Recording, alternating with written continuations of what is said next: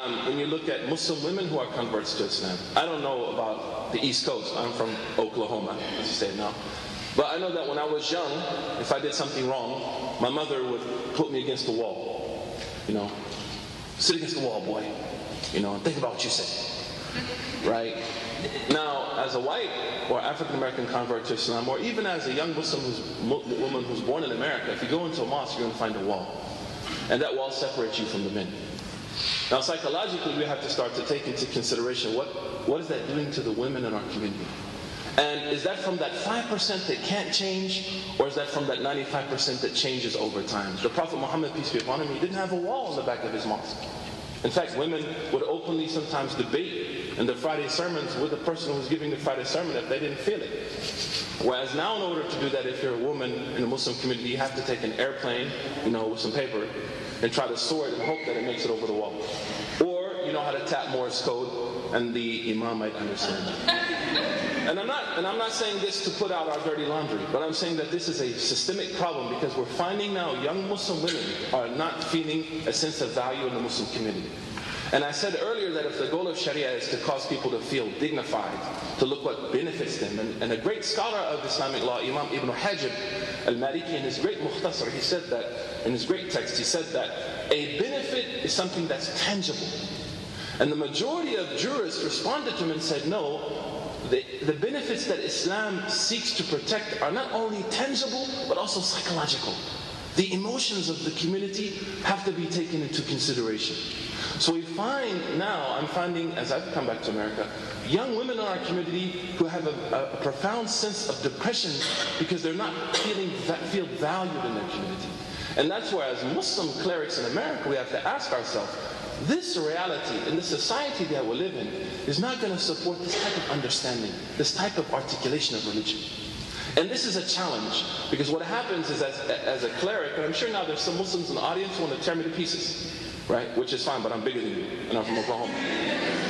But from the progressive community, you will not find the support. They have abandoned the mosques, so that you find that within the mosque, if you were to say these kind of things, you would definitely be met with a respectable difference.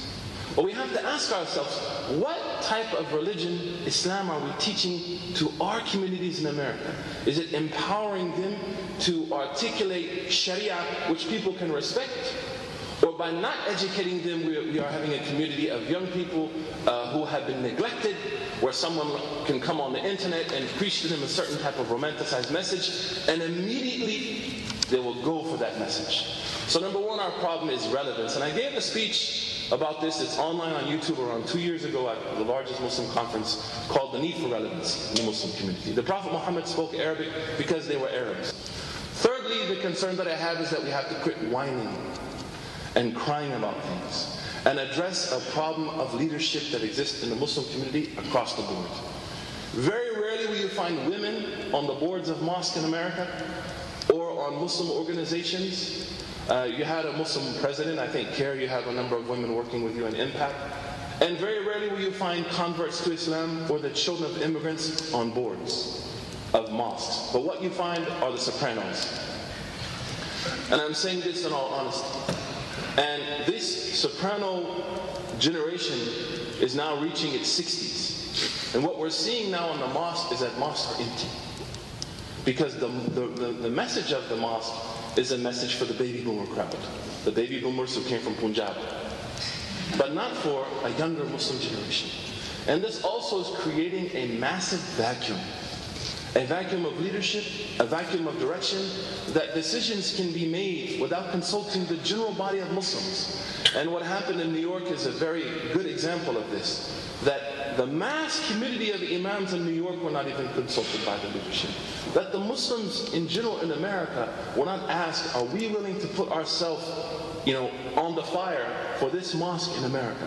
Where people with money, influence, and connections who have no mandate from the community itself are able to dictate what happens to our community.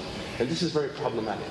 That we have to have a leadership that has a mandate, we have to have a leadership that can be called to be responsible for the community, and that we need a leadership that actually addresses the concerns of not only the Muslim community, but also the larger Muslim community, non-Muslim community as well. I'll finish there.